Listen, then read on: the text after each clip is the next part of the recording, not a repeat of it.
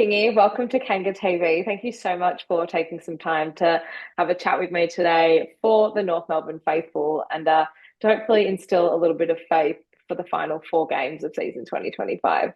No, it's great to be on. Thanks for the invite, and I'm a fan. I've seen a bit of this stuff floating through the Twitter sphere, and yeah, it's great. It's great to see so many passionate North people together. It's definitely a little bit of a rocky time for fans over the past sort of 48, 72 sort of hours. The loss to Geelong on the weekend was a capitulation. I don't think there's any way of sugarcoating it. Um, how are you feeling, mostly as a fan, I guess, after the performance on Saturday night? Look, I am a fan. Like it's sort of difficult with the job you do. You have to be critical if there's things that are underperforming, and you have to be real and you have to be honest. And I just chose ages ago that if it's North or another team, I'll just vent how I feel, and so be it if you're right or if you're wrong. And some North fans don't like that. They think that you're turning on the club when things have been poor. But no one loves when they win more than me. No one loves when I see young players come in and play well more than me. And I know you guys feel the same. So it always comes from a place of empathy and encouragement. And I guess it's hard when you see the club's been so poor for so long. And every decision that we've made off field has really held us back. We've put the wrong people in whether it's in charge as a coach or as in management or wherever it's been. We've made some mistakes over the last decade, and I think all of those mistakes have really hurt us. We haven't gotten away with anything. Anytime we've made a mistake, we've paid full price, and that sort of flows into a bit of drafting as well. Whenever we have picked a player, we've probably picked. There's been other options that have proven more successful. So I just think I'm like the rest of us. I'm just a bit frustrated with all of that, and I think that it's okay to talk about that. I mean that it's. I don't. I love Alistair Clarkson, the person. I'm critical of his job, but that's footy. That's why we love the game Yeah. so much. It's so I guess it's everyone takes it personally because they've got a function to perform and a role to play. So how could you not take it personally, right? We're talking about your performance, your job, um, but it is just the game. We're talking about the game that we all love and the place that we all love.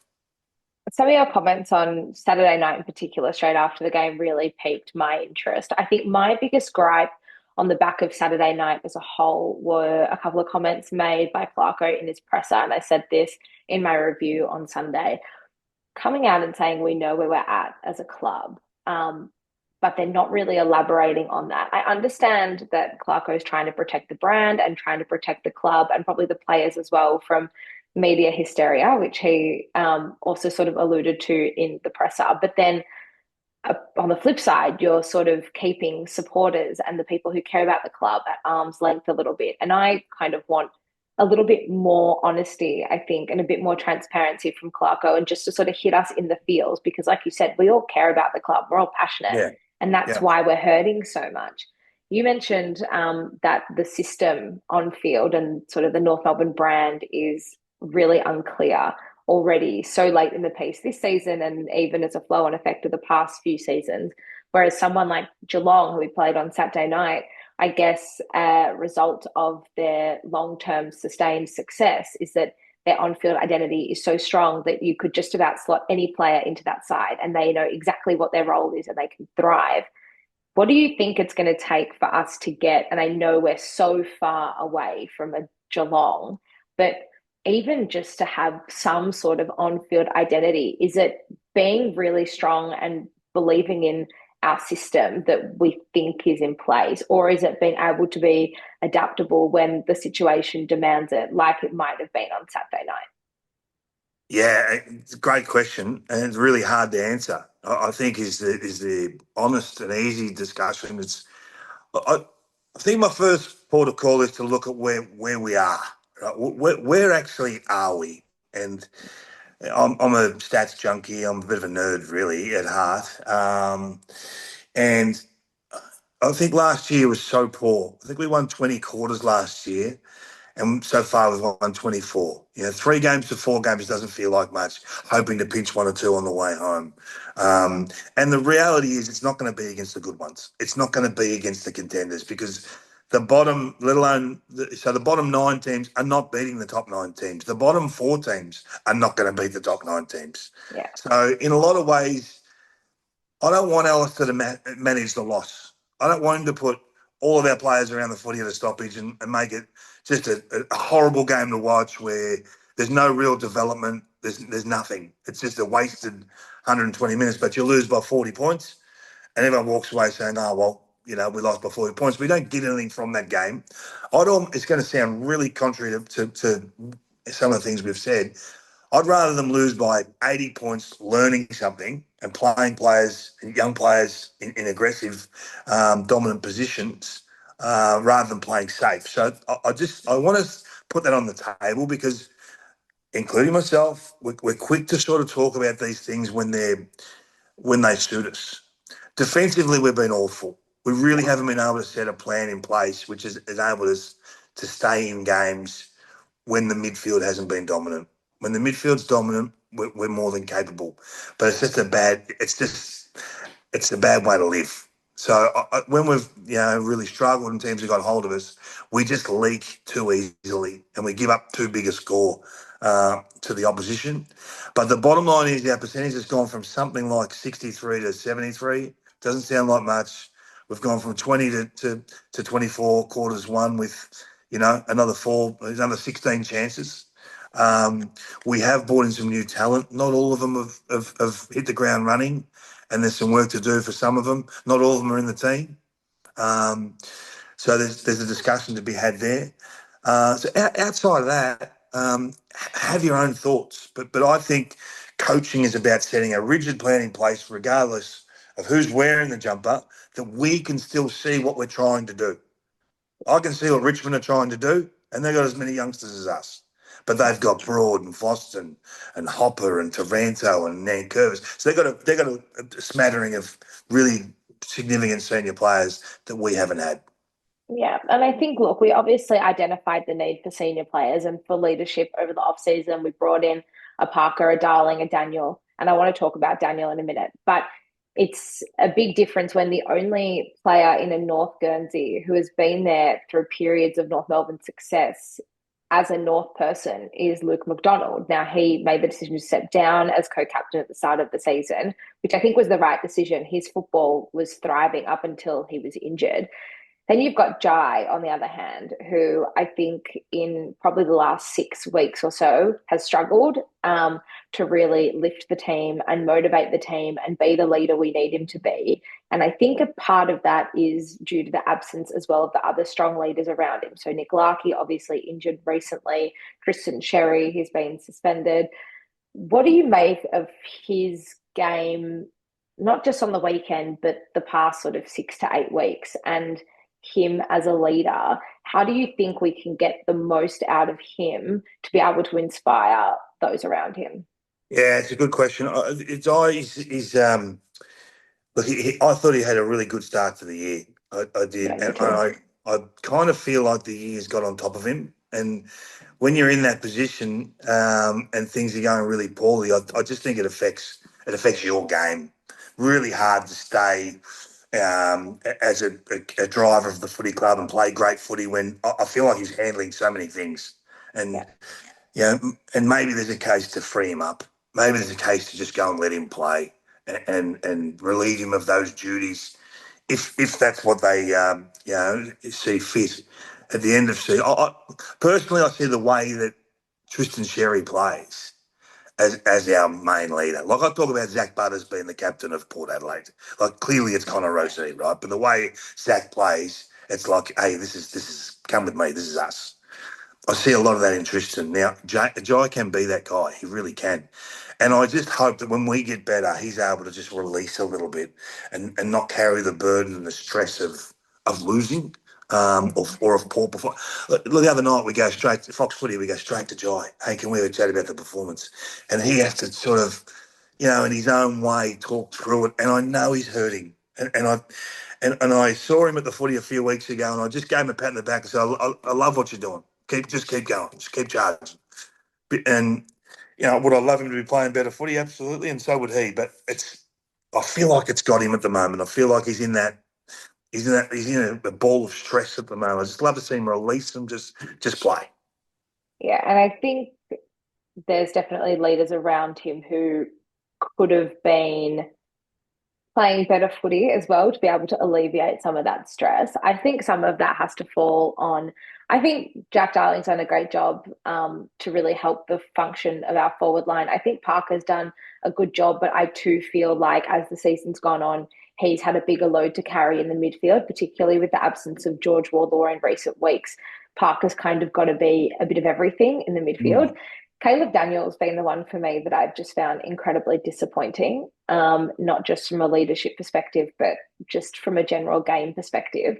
I personally don't think he's adding any more than what Zack Fisher was adding in the same role last season. And it was spoken about on First Crack last night as well. How do you see his recruitment to the club? And I understand that maybe he's a victim of a system that's failing him a little bit. We're pretty stagnant. We're very slow ball moving side, and maybe there's lack of creativity around him. Yeah. But do you think it's time for him to take a little bit more ownership of his capabilities to help us Uh, lift? yeah, yeah. So what's your function in the team, right? What are you? That position that he's in? Like I see that at other teams, and I say he's not really a lockdown defender. He doesn't defend, right? He's more Yeah, of a counter punch, ball user off half back. Now his kicking is well below AFL standard. He's been involved in 61 scores for the year. 10 of those have been from kickouts. I'm not counting those because we give you the ball. He's had close to 500 touches. 100 of those have been from kickouts. So he's really had 400 touches. Are you an intercept player? No, he's not an intercept player. He doesn't. He doesn't intercept the ball for us. He averages 4 per week, which is outside of the top 130 odd in the comp. So you're not an yeah, interceptor. Your kicking is poor, and you're not helping us when you bring the ball out for fullback. You're the worst kick out player in the competition. You've yeah, conceded the most amount of scores. So what are you? Then I'll have a closer look. He's close to 80% uncontested footy. So you're not winning your own ball. You're not helping us with your ball use. What's your role in the team? Is probably my question, and that's just being honest. Like I'm not having a go at Caleb. He's a lovely guy, but yeah, what's your function in our team? And if you're being ruthless about it, right now you're not helping us. Next player up, yeah, next man in, and you can go back, reset, come again. But at the moment, he's not delivering upon the role he's being asked to perform. So it's as simple as that for me. Until you can get us going again, or try him in another position, put him to half forward, see if you can just release him, just get him out of that, the rut that he's in. So there are options, but right now he's not performing. What do you see? I just don't see. I see. I think Zack Fisher, maybe the disposal is on par with what Zack was delivering last year, but I think Zack's intention and his willingness to hunt the football was greater, and his hunger for the football was so much more obvious than what I see from Daniel at the moment. Yeah. I personally would prefer a kid in that. I call them kids. I would prefer a first year or second year player in that position. I think it's a great position to start your AFL career. Yeah, I'd love to see Zane Dersma there for 20 games. yeah, Now he's got some work to do as well. Okay, it's not all of Zane's problems are not North Melbourne's problems for him. He's got some problems back the other way, right? So he overruns a ball and he turns the ball over really meekly the other day, and you say, "Well, come on, man, what are you bringing to the table, right?" yeah, So, but in saying that, we did that with Sheasel, we've done that with McKercher. Why not Zane? Just get yeah, him going, get him enjoying his footy, get him playing, AFL and have him feel part of the North Melbourne Footy Club. So that would be my priority at the expense of Fisher and even Parker if it comes to that, Darling if it comes to that, but certainly Daniel at the moment and probably Fisher as well. yeah. I think there's so much talent there across every line and at every level. But for some players, we're just not able to bring out the best talent in them. What do you think is potentially an answer for that problem? And how can we bring out the talent of the talent on the list? Mm. Um, well, I think we have to trust those at the club, guys like Michael Barlow, who understand this better than anyone. He's been brilliant with, with turning talent into AFL resource, right? He's been terrific at that. And Alistair, let's give Alistair some credit, right? He's Yeah. got a team that's underperforming and he's been given the hardest challenge that the game's seen for a little while. The North Melbourne Footy Club was an unattractive place to take charge of 3 years ago, and it needed a lot of help. And his first 12 months, he had a lot of personal things that held him back, and he's really had the last 18 months at it. So Yeah. he can do it. We've seen him do it. So I think we're all getting tested. We're all getting strained, and I think we're skipping a few steps here. We've got to allow him to put his stamp on this group, um, regardless of the past. We can't hold him responsible for some of the drafted players that are on the list and some of the errors we've made prior to that, and just some of the poor performance prior to that. So I'm trying my hardest, and I hope we all can do this. Is to say, right, this is a slight improvement this year, only a slight improvement, but it isn't. It is a step forward. We've been poorer than this in the past, and I just hope that this year is another year of consolidation. And the middle of next year, we're not talking about this at all, and we're seeing some consistency, and we're seeing a lot of growth with these kids. And if that's the case, terrific. But I think we've got to back them to get that talent on exhibition, week to week. I think so. And look, the season's not done. There's still 4 games left of the season. And I feel like still at least 2 of those games are winnable. I know St Kilda had the miraculous win over the weekend. I know Richmond, they look exciting when they get on the roll. But I still, at the end of the day, back our best footy to get the job done over both of those sides at the very least. What do you think at the end of the season would be a pass mark from here with 4 games left? Yeah, I agree with you. I'd be really disappointed if we didn't beat Richmond because I feel like we're going to be compared to Richmond for the next 3 or 4 years, Yeah. whether we like that or not. And you can make all the excuses in the world about they've had this and we've had that, and we just should be in front of them. As simple as that. And they've done a great job. And full credit to Adam Uze and co for what they've done. They've taken some risks with their build, and they look like they're paying off. But that doesn't mean the fact that I think we're probably 2 years more advanced with our start to a rebuild or our 15th rebuild in 10 years. But we just should be beating Richmond. So Yeah. if it weren't to be the case, then I think some of that criticism has to stick, and some of that might, will stick.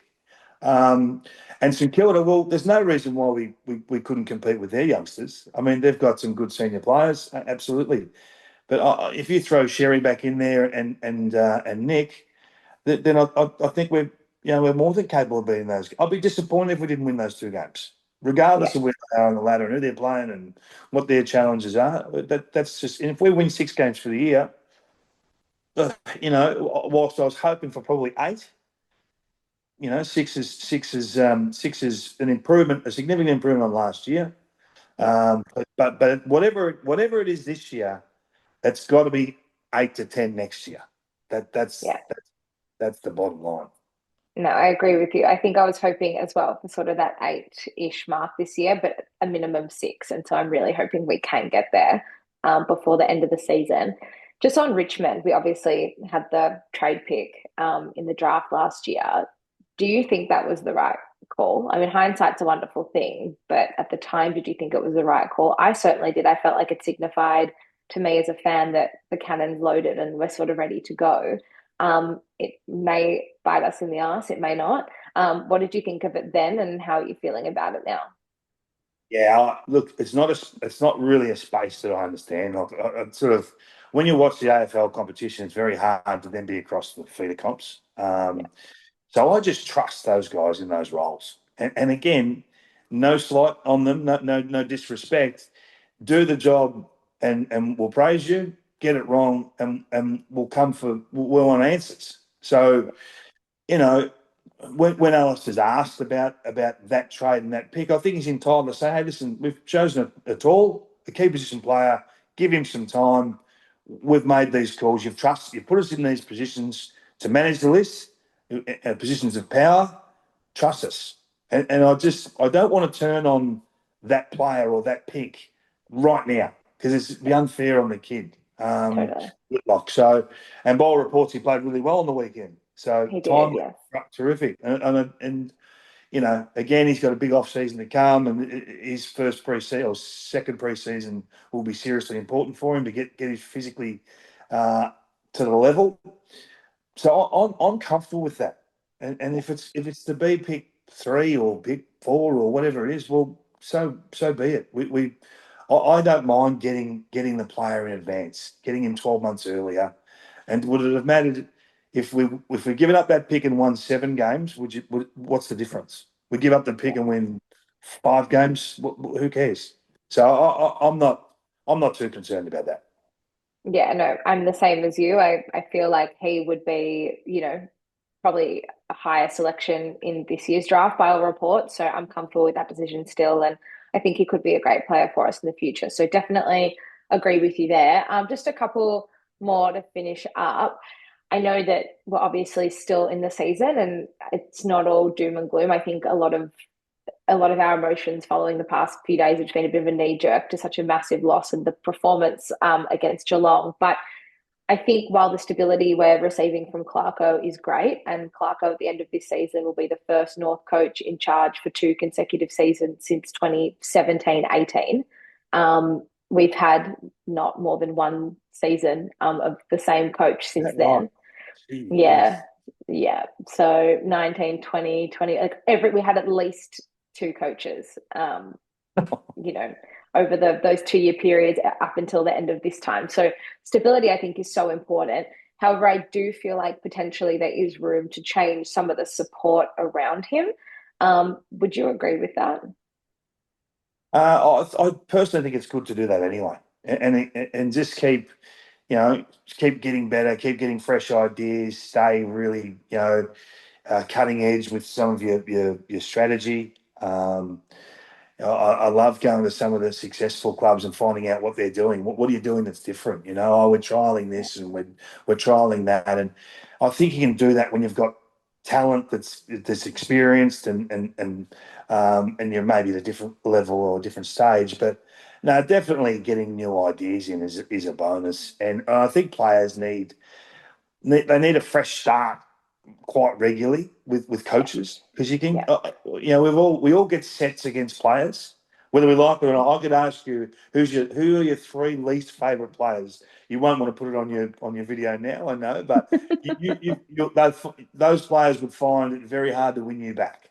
And I yeah, think it's the same. It's just human nature that's the same with coaches. So sometimes you just need fresh eyes on you again yeah. to reboot, restart, and reinvigorate that player, challenge them in different ways. So yeah, I think there'll be change. I think with the soft cap going up 750,000, let's be honest, we had to pay a lot to get Glyco, and Yeah.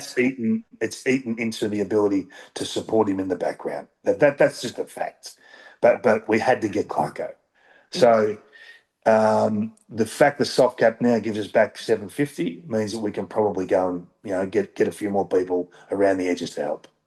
Yeah, I'd agree with that. And the last one to finish off, I want you to have a think about back to your playing days at North. Yes. Um, there was not the incredible facilities and resources that there is at the club now, but there was clearly a mental edge and thriving culture that allowed us to succeed in the 90s and the early 2000s. What would you say from your experiences as a player would be some advice or some motivation and sort of think about to try and move forward successfully as a club? Yeah, so I see this group regularly. I see them; they're very tight. I just wish they could be a bit more successful, have a bit more. It's not that it's luck, but get themselves to a point where they can get some reward for what they're doing. Because I don't think they're too dissimilar to the North of our day. I think they're really tight. I think they're a good bunch of guys. In the main, there's no one really that's dragging us down in terms of the cultural stuff. Um, so I feel like they're a pretty strong group. They're just not they're not there as a playing group yet. So when that comes, we'll start talk about them differently. When really they're the same player, they're the same Yeah, people, right? So they're yeah, just no. I see them a lot, and that's where I do come back to Jai and those guys. They are trying to gather the group together. Not that I don't necessarily see them at nightclubs or anything like that, like they're back in the '90s for the boys, but and I don't know what they do for their social side of things, but often see them having meals together and those sorts of things. So I respect them, and I know the challenge that's in front of it. It's a bloody tough comp. There's nowhere to hide yeah. when things are going poorly. But I think no, I think that Luke McDonald did it for a long time through a very hard period. Jai's got it when it's a really tough role to play. Does he need to be freed up again? Do we need to hand it to someone else, or do you just say let's not affect someone else with that? Um, but I love the leadership of Nick Larkey, and I love the leadership of Tristan Sherry, and I think Harry Sheasel is just going to be a player that we're all going to enjoy for a long period of time. Do I want them all to play better? Yeah, absolutely, I do. But that's the game. That's why we love it, because we're going to ride the bumps and celebrate the highs. Kingy, thank you so, so much for joining me. I hope that there's a couple of more highs to celebrate before the end of the season and into the future for our beloved North. Absolutely. And keep doing what you're doing, because it is good. People love it. And regardless whether we're winning or we're losing, it's always just good to talk footy. It's always good to talk North. And well done. Credit to you again there. Sorry about my video work. So those that don't know, I mucked Marnie around for the best part of half an hour trying to get this video going. So I'm sure it'll be declared. all worth it in the end. I can say, vouch, it's going to be all worth it. Thank you so much. See you at the end of the year. Thank you.